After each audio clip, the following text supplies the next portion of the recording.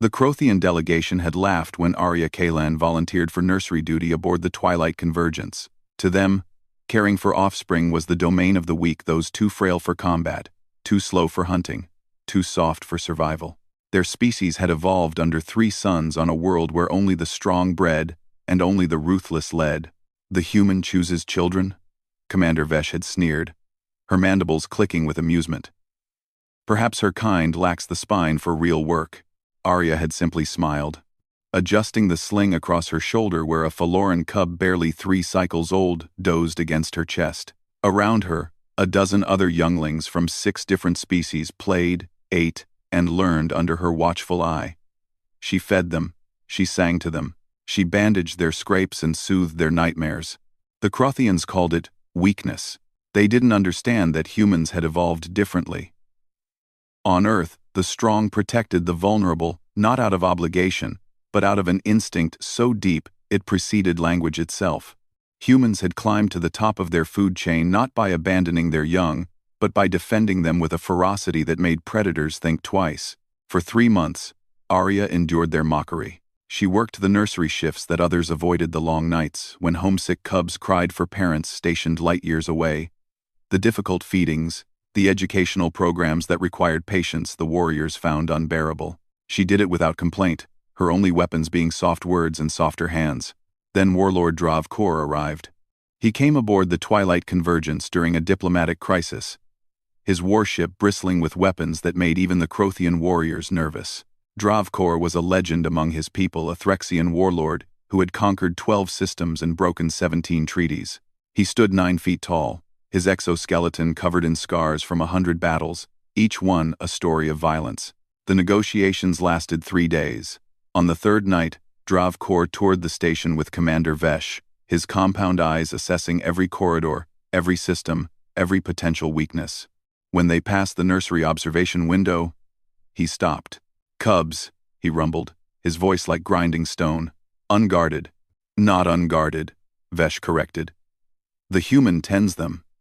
Kor's mandibles spread in what his species considered a smile. "A human? One of those soft flesh creatures?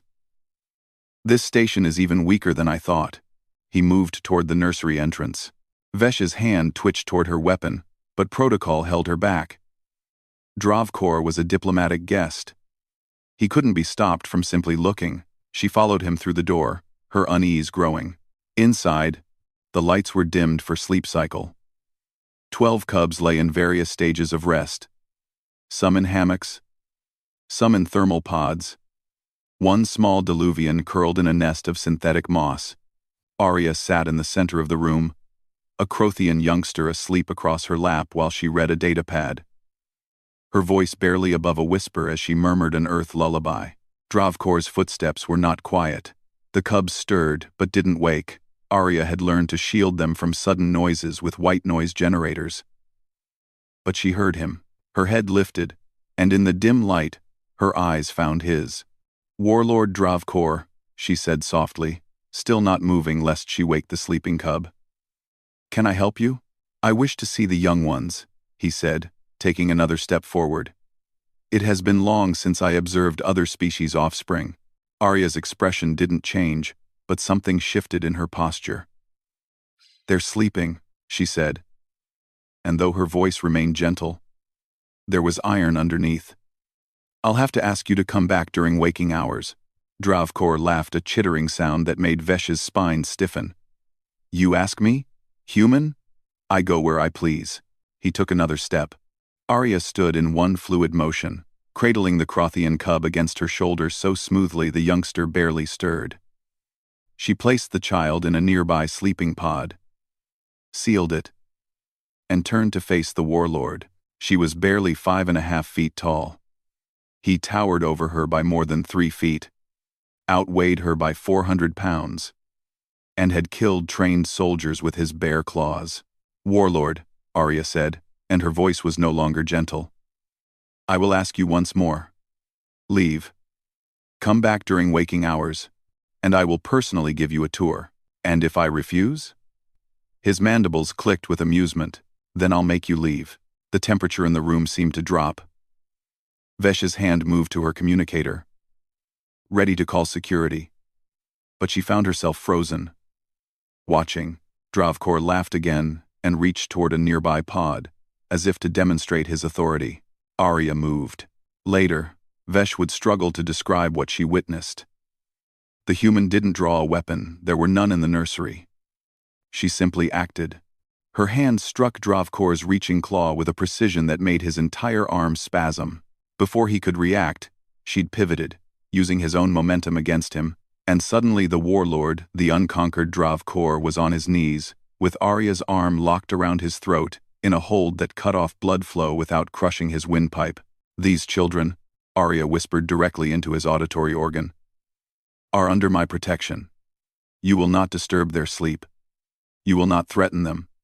You will leave now, or I will put you to sleep too." For 3 heartbeats, nobody moved. Dravkor's claws twitched, calculating whether he could break free. But the human's grip was perfect, any movement would render him unconscious in seconds. "I yield," he rasped. Arya released him immediately, stepping back. "Waking hours start at 0800. "You're welcome then." Dravkor stood slowly, rubbing his throat, his eyes fixed on the small human who had just bested him without breaking a sweat. Then he nodded, once a gesture of respect among his kind, and left without another word. Vesh remained, staring.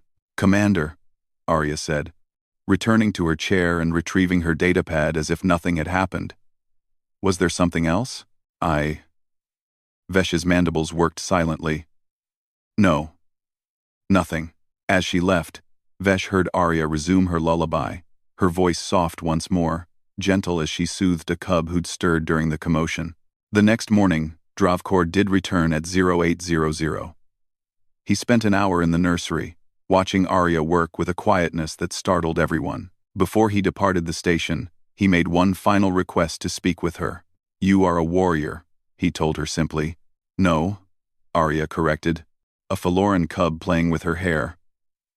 "I'm a caregiver, but on Earth, we have a saying. There is no fury like that of a mother protecting her young.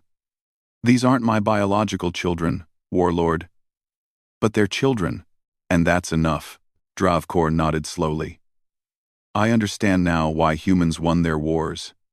You do not fight for conquest. You fight for something much more dangerous." "What's that?" "Love." After he left, the Crothians never mocked Arya again. Commander Vesh personally recommended her for commendation.